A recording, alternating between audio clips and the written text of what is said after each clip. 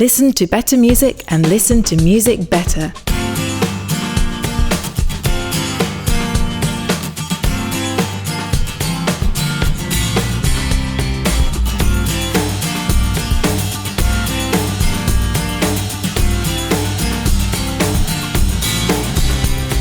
Welcome to True Tunes at 45 RPM, the short-form version of the ongoing conversation you'll hear on the True Tunes podcast and in the digital pages at truetunes.com. And now your host, John J. Thompson. Hopefully by now you know that one of our favorite bands around here is The Choir. We already did a full show with them, as well as a couple special catch-up conversations, because Derry Doherty, Steve Hindalong, and Dan Michaels continue to release both new music and specially remastered reissues of classics from their archives. Basically, as long as they keep releasing amazing music, we're going to keep talking about them. But last month, these guys managed to surprise us. Hot on the heels of a shockingly successful Kickstarter campaign for the reissue of their Free Flying Soul album, the band dropped an all-new project comprised entirely of ambient instrumental tracks. I mean, I'm pretty good friends with these guys. I see them around town here in Nashville regularly, and I knew nothing about the release of Translucent until the day they announced that it was in stock and ready to ship. And though I always expect anything by these guys to be good, this album significantly exceeded my expectations. Melodic ambience has been a hallmark of the Choir's sound since their very early days. And if you're not familiar with their music, I'm talking about the early to mid 80s here. So as I listened to this album, I really wanted to talk with them about it. Not just because it is another great project by the Choir, but because this kind of post-rock ambient music seems to be enjoying increased visibility today.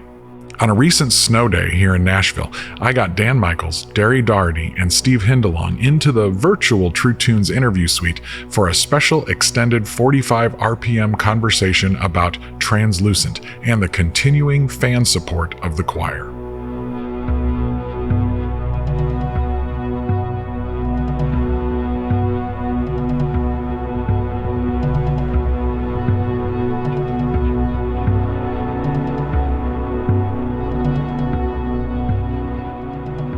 Maybe we'll start with Dan. So, when did you first decide you were going to do this? And then this is rare because you finished an entire project before anybody even knew you were doing it.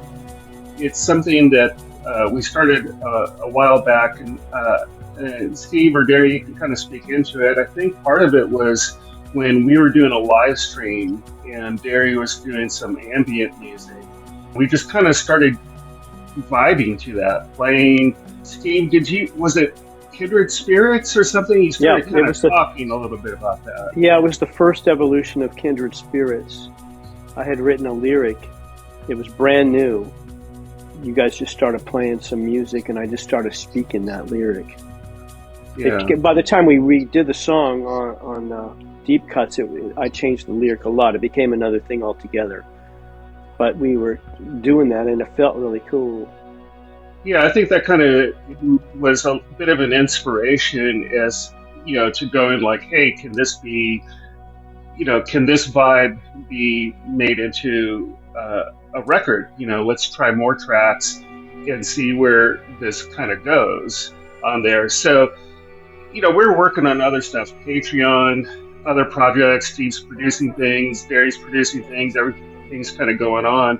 So it just kind of stayed in the background for a while, and we got to the point where it was ready to be finished. I think I put a little bit of flourishes on with my Lyricon and my sax, did some stuff early on, did some stuff closer towards the end. And Steve, you started doing the hand sonic stuff a little bit. Was that at the very beginning? Yeah, it was. The way we went about it, John, is that we would pick a song and I would speak the lyric. When Derry and I put it down, we had a little click track in our headphones because I thought, well, maybe I'll add percussion later so there'd be a click track, But I just spoke the words to any given song. Let's say it was Mr. Chandler. And Derry was just doing that ambient thing. I don't know how he can talk later about how he gets that huge ambient sound, and he's just droning along. But I'm speaking actually talking the lyric. And so he followed, as far as I could tell, the chords, sort of the chord progression of the song, more or less. And so it moved from verse to chorus, and the changes kind of follow the feel of that particular song. And then after the fact, I went in with this little, I'm a real organic kind of drum player. I'm not a programmer or anything like that, but we got this drum machine thing called the Hand Sonic, that it's these pads you bang on with your hands. And so it has all kinds of weird sounds in it, like real Middle Eastern tones and even melodic things, bing, bing, bing, bing. And even bird, whoop, whoop, whoop, So I'm playing around with it and just added some percussion, but it's all on the Hand Sonic. At some point, we just realized, wow, this sounds really incredible.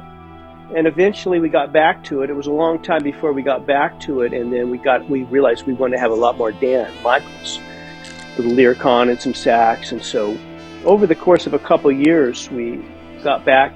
Well, I think too that after we did the spoken word, after we did the commentary for the Kickstarter thing, we got the idea of, the commentary thing. There was, I don't know who brought it up, but somebody brought it up and said, hey, what if we did like a spoken word thing or something? I mean, there were a couple things that triggered it.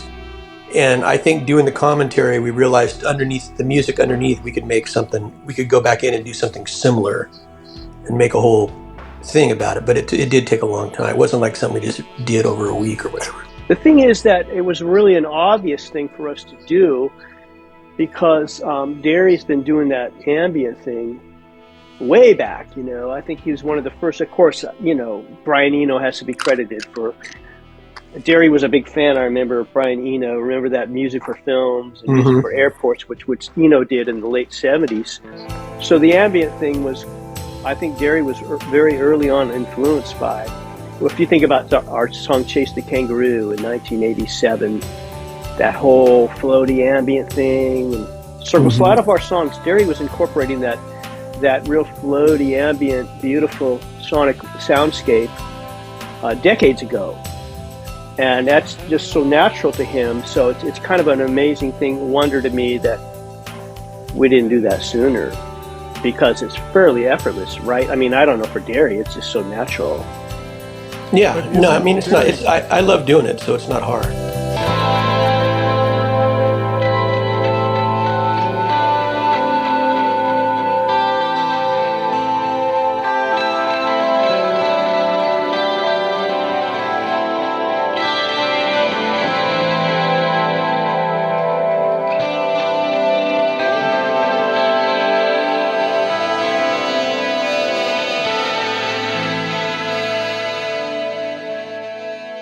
Would you say, Derry, though, there's a little bit of a difference between creating a ambient soundscape when it's just the background for a song like Chase the Kangaroo or Clouds, when your job is just to create some texture that's going to go and another song is going to take off, versus creating an entire song that's going to be built off of that? It could become really wallpapery and just kind of boring to just hear sound effects, but you didn't do that. You really, there's a lot of composition and a lot of interesting layers. And the thing I love about ambient music is that when people, on the surface, it seems very simple. It just seems like you said, wallpaper music. But when you really dive into it, there's all kinds of strange harmonic things happening. There's the way effects interact with each other, that you hear something and you go, okay, that's making this almost sound like this note or some weird, it's like a really deep dive into adding all this stuff together. And it's not just pulling up one sound and going, okay, here it is, because anybody with a keyboard then could do that. You could just press the key and get a sound. But it's all the intricacies of it, which is what really drew me to it. And that's the difference really between, if you have to make a piece that's 2.5 minutes, there's got to be something in it that's interesting, as opposed to just, like a 30-second thing on a record that's introed into something else or something, So yeah, there's definitely two different types of things like that. And this record was the second. It was a lot more complicated.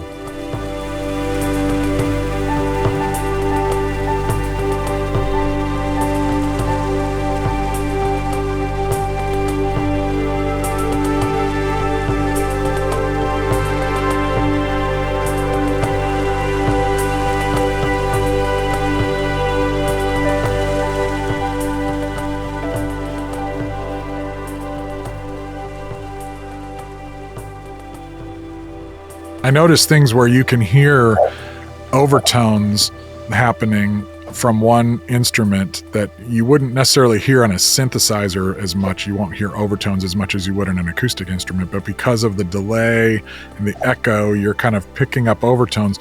But then another instrument, because of delay and echo, you're hearing overtones, and then those overtones play with each other and actually create what feel like chords that aren't necessarily the chord that's being played. And then it feels like melodies emerge out of those overtones, and it gives you something that you can listen to and either imagine a melody. I don't know if this is just the way I'm engaging with it, but there's elements of overtones and, creating this kind of scape that something can weave through. With these songs, was there a time when it feels like they hold together really well, as opposed to maybe being something that were just collected over time?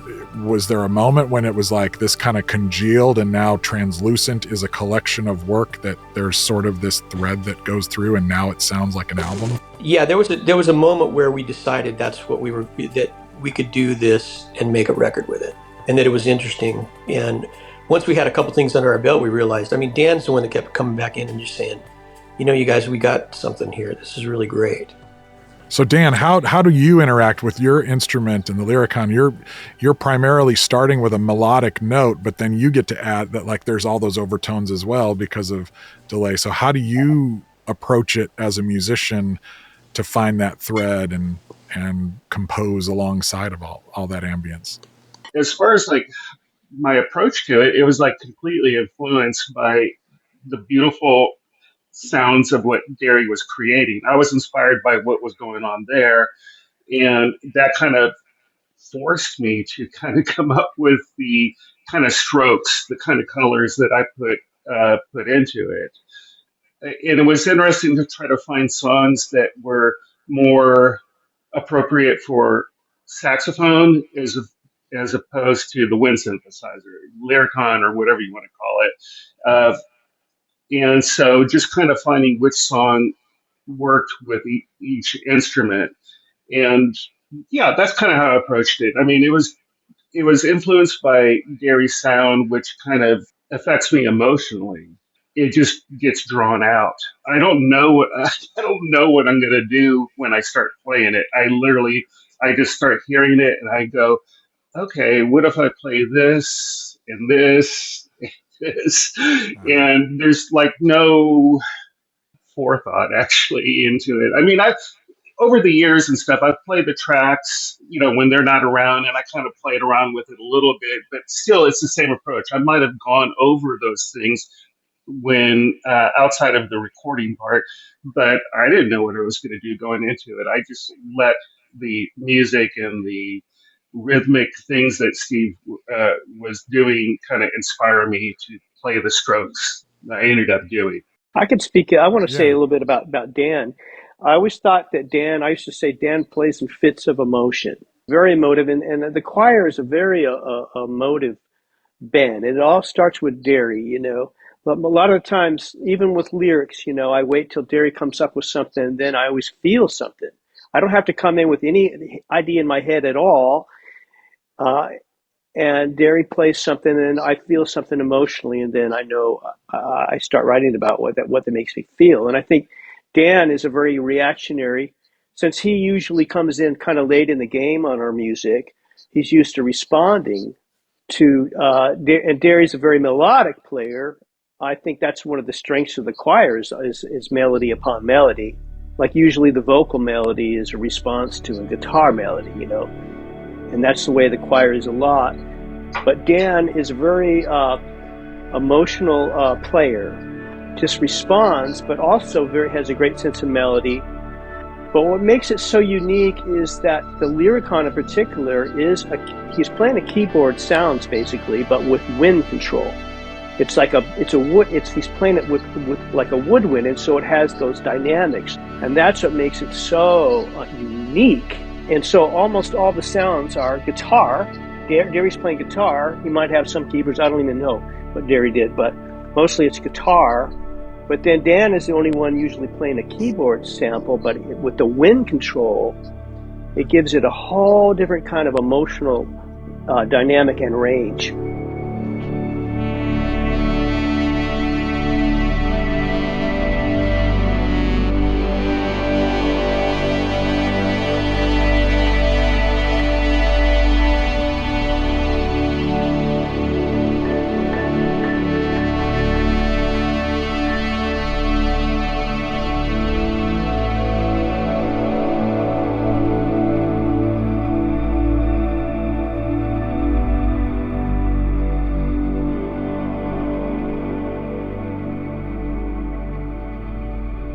Now, Steve, another thing that I'm always fascinated about is you are a lyricist and a percussionist. And that to me is a really interesting set of bookends because there's not a lot of people, I think, that approach songwriting with those as their frames. So on a project, you are providing a lot of that low-end structural support as a percussionist, but you've also got this high-end lyrical perspective on this side, if we're going to think of it framed that way. What I love about your percussive style is that you play percussion like a songwriter. You're not there just to say, here's the beat or here's the power. You're playing percussion always like a songwriter, if that makes sense. When it comes to an ambient project, an instrumental project where the song is not going to have that lyrical element, how did you then approach? It feels to me like there's almost a lyrical element to the way the percussion plays with those things at times. Well, it's completely different. That's why Translucent is so different than anything we've done. For me, it was completely different. First of all, I didn't have to write any lyrics, which is great. But no, to play drums after the fact. Usually, drums are fundamental. First, it's the vehicle the song rides in is the drum beat, right? And this was the after.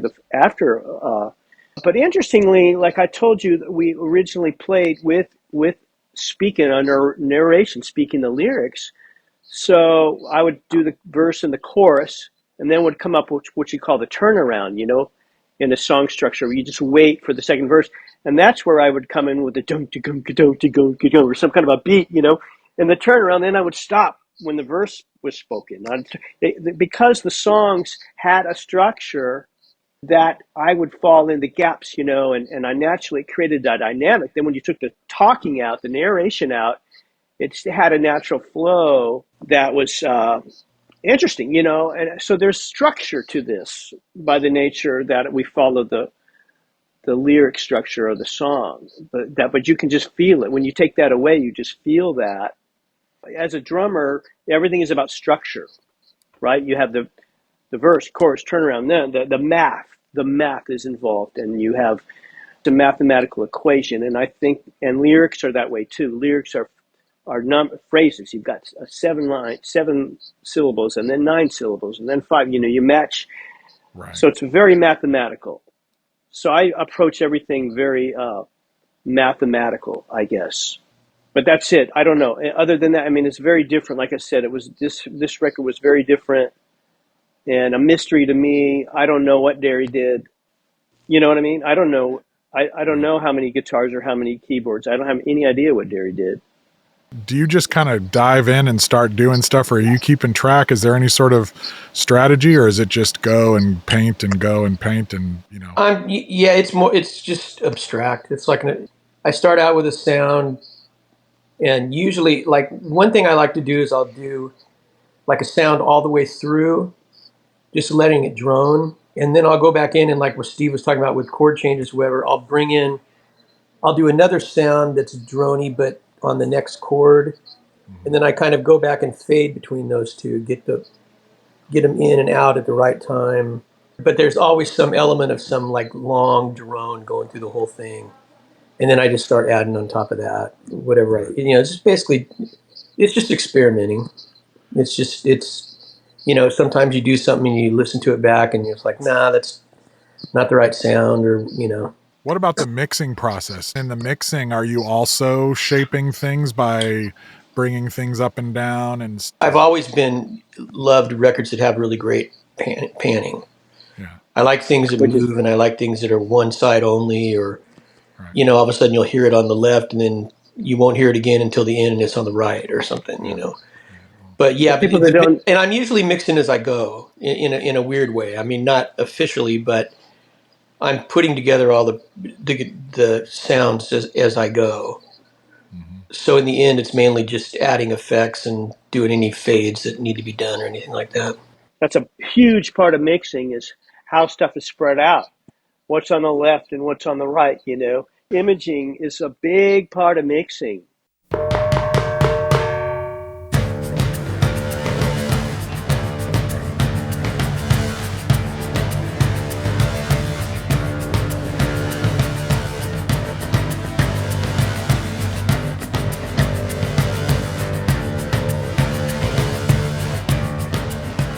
this record, you didn't do a Kickstarter for it. You had just done that kind of really, I think surprisingly successful Free Flying Soul Kickstarter.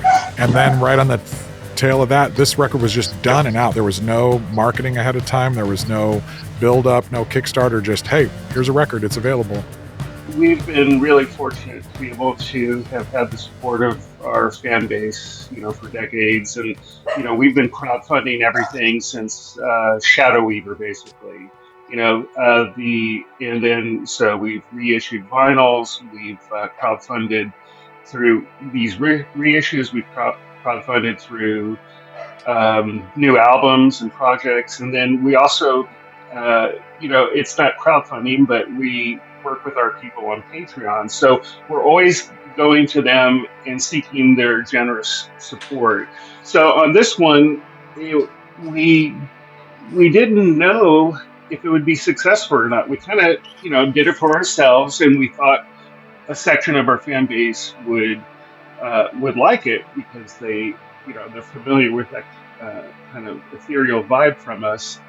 And I don't know, just as it was being mixed, we just had this idea of let's just offer it. And we did a few things to kind of tease it. There were some little video things that Derry and I did to kind of tease it. I think some people were intrigued by that. We just didn't want to crowdfund this one. We just kind of wanted to offer it out there, and everybody took to it. We just kind of approached it as this is something that we've labored on forever, for a long time, off and on. And it was so successful. We're just, because we had to we put our own money, into it. Vinyl's not cheap. So, we bought enough to get the price right. So we're spending thousands and thousands of dollars. We paid for mastering. The guy that we had to master it just did a brilliant job on it, especially for vinyl on it. This guy named Nigel Palmer. He's based in the UK, and he took some special care with this one. He did an amazing job on Free Flying Soul because we were able to kind of give him the source files instead of mastering from a master. We were able to. They at Battery Studios in New York, where they had the album archived at Sony. We were able to get those actual mixes, and he just went to town on it. He did a great job, and so he did an especially good job, on the mastering here. And so I was just so stunned when we were listening to the test pressings. It was like, how do we make this special? Not hype it, not be phony about it as well. And so they took to it, and it's just been going amazing. We just wanted to do it. I didn't think it would be successful at all. I thought, no. Well, are we going to break even? I just thought, well, if we just do this thing and we give it to them, maybe we'll break. It's a legacy piece because it's so different. And we felt like this is a really good thing to offer. And we wanted to just offer, and I know Dan really was passionate about it. He really loved it. And so, he was like, oh, we'll just fund it. And if we break even, that'll be great. And we had the album cover. Way early on, I had our friend Chris Taylor paint me a painting, and I asked him to paint me a winter forest scene. And he did. I loved the painting, and it looked like a translucent forest because the way the sun shined through it. That's where I got the title. I'm like, hey, you guys, I took it into Dan's place, the studio, and I'm like, look at this painting. This should be the cover for this ambient record, and we should call it Translucent, So the painting that Chris Taylor painted inspired the title, awesome. Which just felt right, and all the guys were like, well, yeah, that's the cover, and that's fine, and Translucent, So we kind of had a vision all of a sudden for it. We're like, we got to do this. This would be great. Look how beautiful this would look on vinyl. And so I think that painting was inspirational also. And I love that we got to lift up our friend Chris Taylor.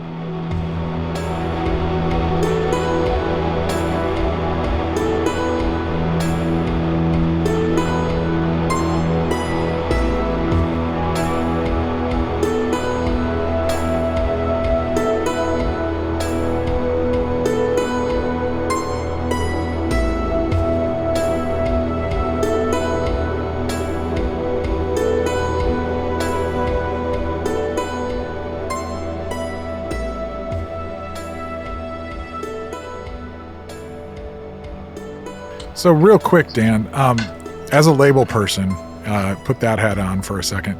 Maybe it's unique with choir fans, but why do you suppose people are buying music like this when they suspect that they can probably wait and get it for free? And basically, despite the fact that you're in the band and you'll benefit from it, why should they buy music like this? Other than the fact that the vinyl looks really cool and sounds great. Like, there's still people that are so excited about this and investing, and look behind me. I mean, there's records all over the place. Why do we buy music these days? We have a deep connection with our fan base. I think that there's an element of nostalgia of how they felt when they first discovered our music, but they still can be sparked with that nostalgia by something new that we're doing. And I think I don't want to call it a souvenir, but they want something physically to kind of represent what they're hearing. I don't know that that's the right way to say it, but I think also there's kind of a concept out there called the 1,000 True Fans.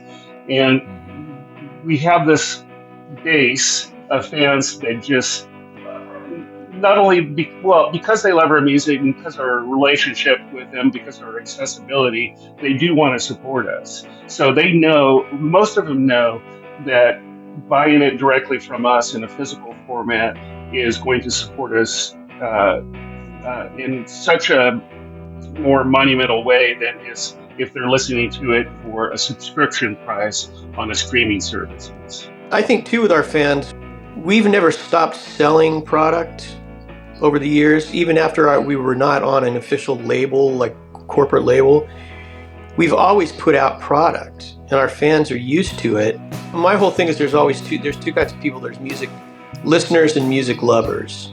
A music listener, to me, is the people that have the huge playlist and a million songs on it or whatever, and they just put their headphones on and jog around and listen to whatever.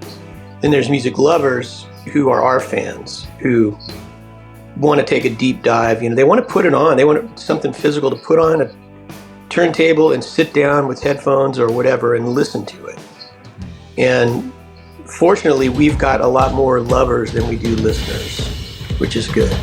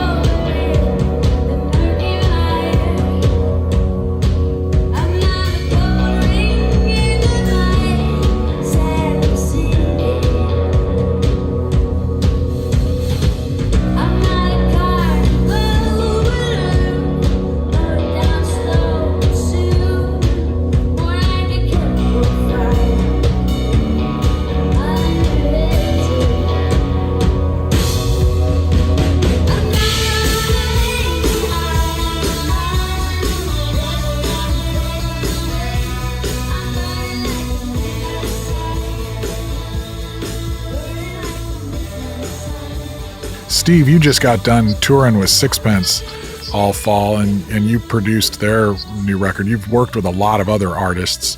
What would you say to young artists that are trying to get a foothold, trying to make connections with people?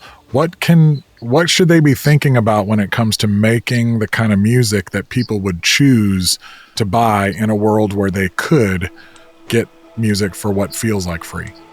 I would say make the music that you want to hear, and every individual matters, and do it for individuals.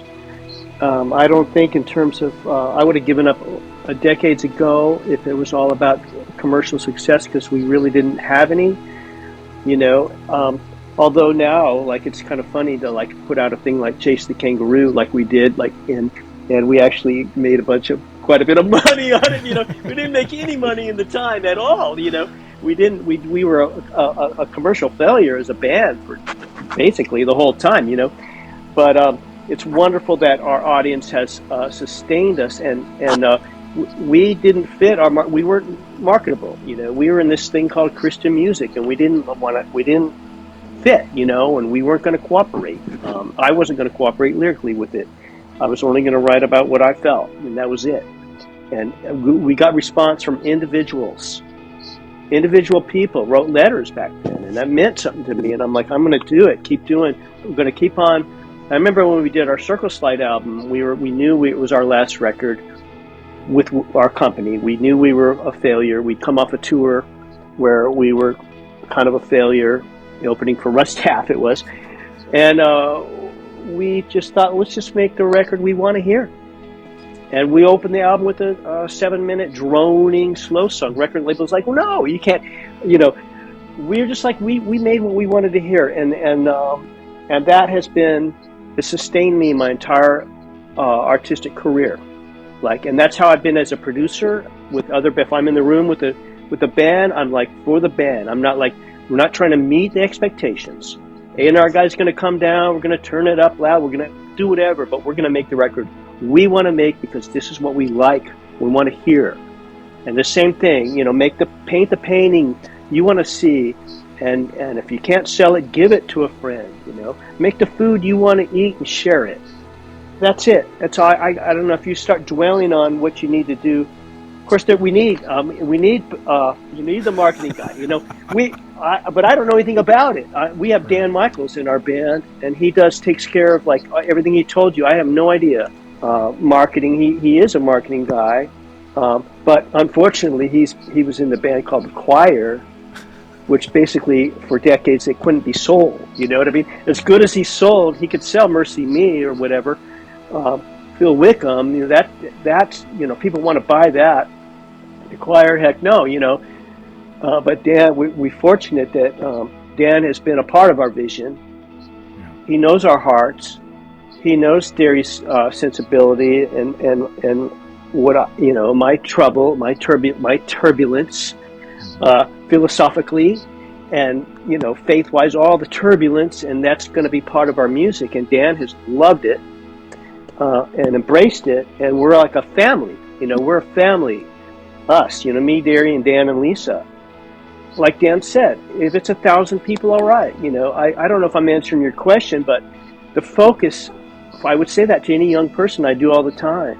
Make the music you want to hear, and every individual that you get to share it with matters. To sum it all up, we're basically just one big failure. Yeah. Well, I would say that's... For the amount of work we put into it, is like, no. I know you're just joking there and stuff, but man, it's just, we're the opposite of failure in the sense that we keep getting to do this. It's unbelievable. Longevity. We just keep doing it. Seriously, with Translucent, we didn't have any idea, but our families just keep letting us do this after all these years. Also, we keep doing it because we all have our other things going on or whatever. We played in other bands, side projects. But we love making music together. We love we love what comes out when we're doing stuff together. And, that's the great thing about all of our friendships over the years is that a lot of bands, they get sick of each other and they don't want to be in the same room. And not that we want to be in the same room all the time, but seriously, I mean, it's like we love what we do together. Right. And that's helped us keep going and going no matter what.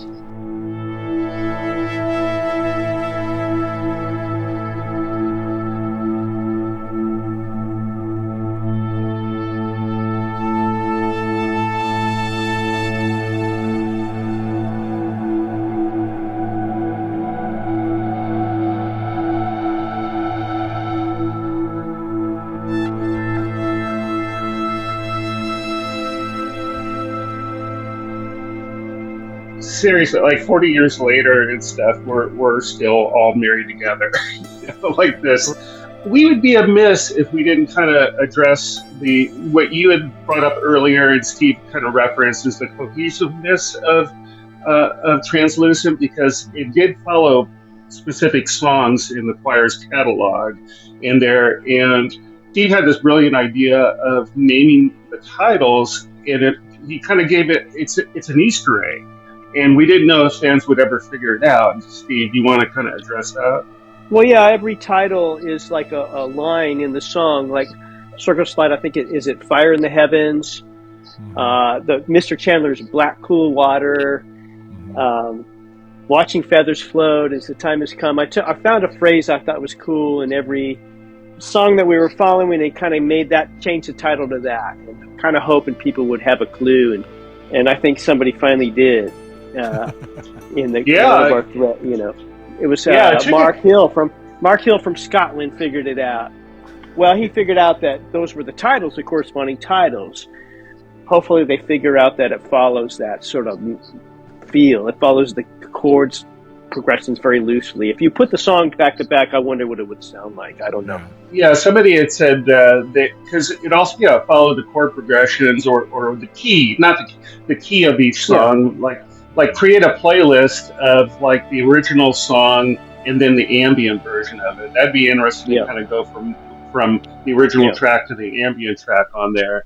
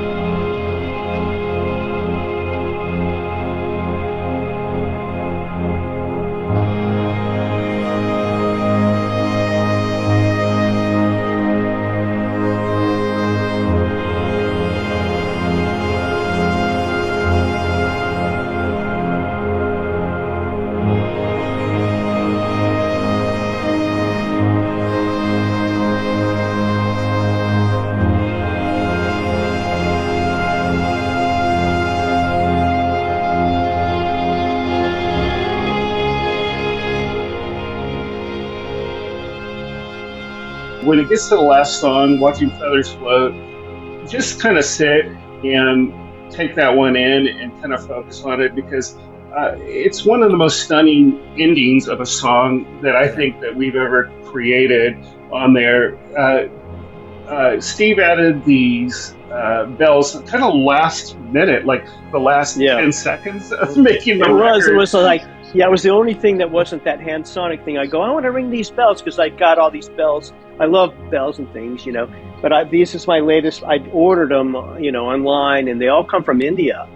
And they come, for some reason, India just makes these really exquisite little bells that sound good, And I'll get them for like 3 or 4 in a package usually, maybe they cost 30, 40, 50 bucks for three of them or something. And I get them and ring them and see which ones sound good together. And then I braided, made braids and strung them up myself, so I have like 6 strands of these bells ranging from different sizes. I'm really proud of them, Yeah. I had them on the Sixpence tour. I was ringing them, because I just think they're absolutely, like I said, exquisite and beautiful. And I love things that come from different places in the world. So much percussion comes from all different places in the world, and I'm aware, this came from Pakistan, or this is African gravel, or whatever. It's so big, big. It's expansive, I guess. So I go, I gotta get these bells on there. So I think they're in 2 spots on the record. It was the actual last thing. We thought we were done. I go, Jerry, put up that song one more time, please. And he's all probably irritated, but I don't know. But they gotta, right. I'm like, come on, it's never done. Not as bad as Terry Taylor. Terry Taylor is the worst for like no doubt. Yeah, it was just extra. It needs something extra. Extra. We're like, Mike Rose back there. He's piling on. But I do that a little bit too. And Derry's like, oh man, But I'm so glad that Dan acknowledge that and appreciates that.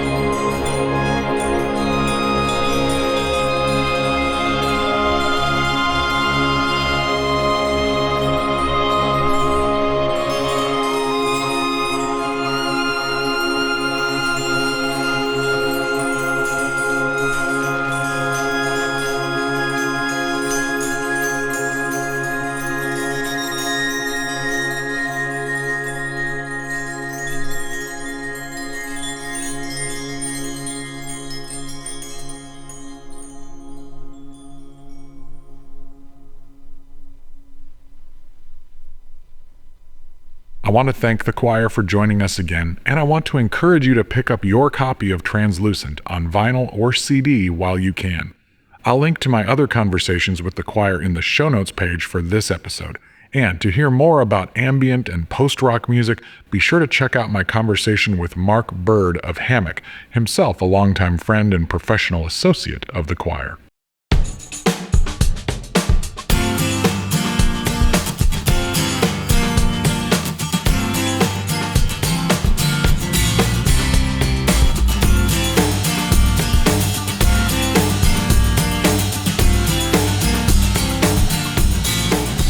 Run Out Groove is coming, and that means it's time to go. If you dig the show, please subscribe and spread the word. Also, please leave us a review and a rating at Apple Podcasts, subscribe to our email list at truetunes.com, follow us on Facebook at TrueTunesNow, and find and follow our weekly Spotify Gallery Stage mixtape. And you can support this show through our patreon.com/TrueTunes community or via a one-time tip linked on the show notes page. Tell your friends about the show, post it on your socials, and let us know what you think. This podcast is produced by John J. Thompson and Bruce A. Brown for Gyroscope Productions and is intended for the private use of our listening audience. The contents are protected by US copyright law and are the intellectual property of Gyroscope Productions, with the exception of songs or clips that are from previously copywritten materials. Everything on this episode is used by permission or under fair use provisions. Thanks for listening. Cheers. We'll see you next time. So what people say behind your back is what matters, right? Let's hope not. Right? Oh no, yeah, you're the double-edged sword. It is.